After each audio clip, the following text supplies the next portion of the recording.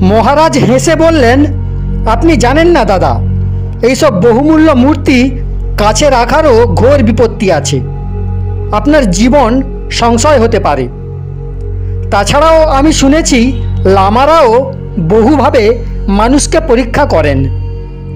এমনও হতে পারে মূর্তিটা যদি আপনার কাছে রেখে দেন, তাহলে ওই সোনাটুকুতেই আপনার জীবনের সব আধ্যাত্মিক উন্নতি থেমে যাবে।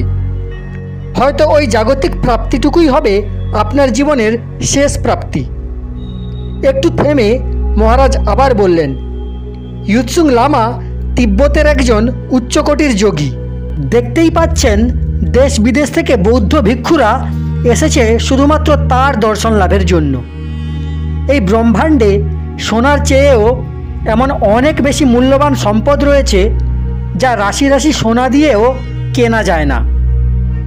অনেক আধ্যাত্মিক সম্পদ, অনেক অজানা রহস্যময় জীবনের আস্বাদন আমরা পেতে পারি ইয়ুৎসুং লামার কাছ থেকে। কেন শুধুমাত্র সোনার দায়ে বাঁধা পড়বেন? এইসব আমাদের জন্য নয়। আমাদের জীবনের যে খোঁজ, তাও সোনার জন্য নয়। কোনো নতুন মায়াজালে আর ফাঁসবেন না দাদা। এরকম অনেক জাগতিক বিষয়ের প্রলোভন আসতেই পারে।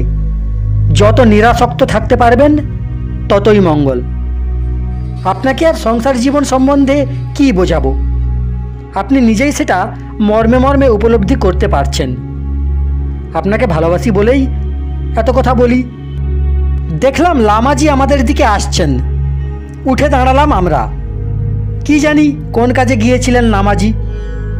প্রায় মিনিট 10 লাগলো তার ফিরে আসতে। কাছে এসে সোফায় বসে বললেন, স্বামী দিব্যাসনার সঙ্গে একটু কথা বলছিলাম। এরপর শঙ্কর মহারাজের দিকে তাকিয়ে বললেন, তুমিই তো শঙ্কর স্বামী। দিব্যাসনা বলেছে তোমার কথা।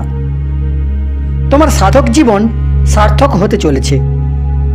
জ্ঞানগঞ্জ ঘুরে এসো, মহাগুরুর দর্শন পাবে সেখানে। জীবন দর্শনই বদলে যাবে তোমার। সমাধির স্বাদ পাবে। খাঁটি আর নিষ্কাম ঈশ্বর প্রেমের, ঈশ্বর সমর্পিত জীবনের একটা প্রচ্ছন্ন প্রভাব সূক্ষ্ম স্তরে আত্মিক লোকে থেকেই যায়। জ্ঞানগঞ্জে তুমি মুক্তির স্বাদ পাবে। সেই জগতের আলোই আগামী দিনে তোমাকে মুক্তির পথ দেখাবে। নিজেকে তুমি আগে সূক্ষ্ম ধ্যান জপে মগ্ন রাখো। আরও সংকুচিত করো নিজেকে। লোকালয় এড়িয়ে চলো। ঈশ্বর আর তোমার মাঝে অন্য কোনো বাধা আসতে দিও না। পথ নির্দেশ যথাসময়েই তুমি পেয়ে যাবে। সেবা ধর্ম ভালো যদি সেটা ঈশ্বরে উৎসর্গীকৃত হয়, কিন্তু নিজেকে প্রতিষ্ঠা করার জন্য যে সেবা, সে সেবা মূল্যহীন। শুধুমাত্র ঈশ্বর সেবাতেই নিজেকে নিয়োজিত করো। স্বর্গারোহিণীতে তোমরা দেখতে পাবে রাবণ রাজার সেই স্বর্গে ওঠার সোনার সিঁড়ি। অসম্পূর্ণই থেকে গেছে সেটা, যদিও এটা ভাব জগতের সম্পদ। যোগীরা এই থেকে শিক্ষা গ্রহণ করেন যে রাবণ রাজার মতো অত শক্তিশালী সম্পদশালী সাধকেরও কাজ অসম্পূর্ণ থেকে গিয়েছিল আজ হবে কাল হবে বলে। হাতের কাজ ফেলে রেখো না। জীবনের সময় বড়ই কম, বড় অনিশ্চিত।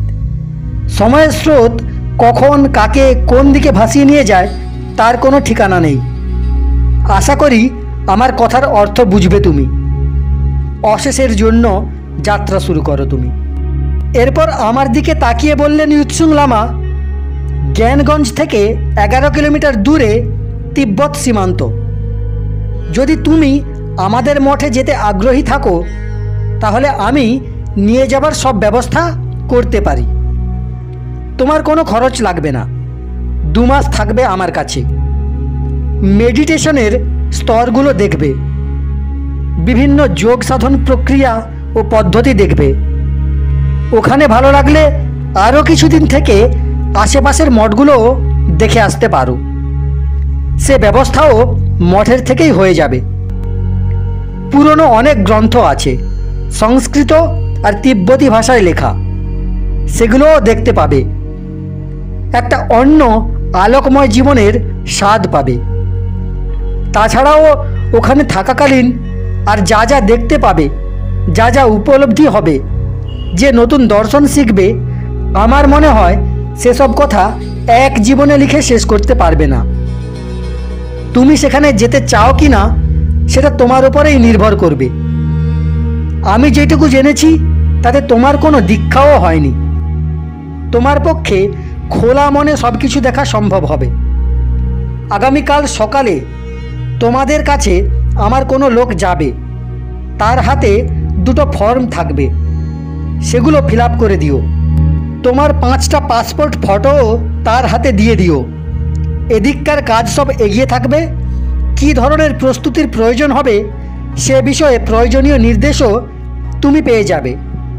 আমি তোমাকে একটা 3 অক্ষরের বীজ মন্ত্র দিচ্ছি। যদি তুমি তিব্বতে যাবার সিদ্ধান্ত নাও, তাহলে সূর্য উদয়ের আগে স্নান করে পরিষ্কার বস্ত্র পরে ঘরের সব দরজা জানালা বন্ধ করে মেঝেতে আসন পেতে উত্তর দিকে মুখ করে তুমি 1001 বার এটা জপ করবে।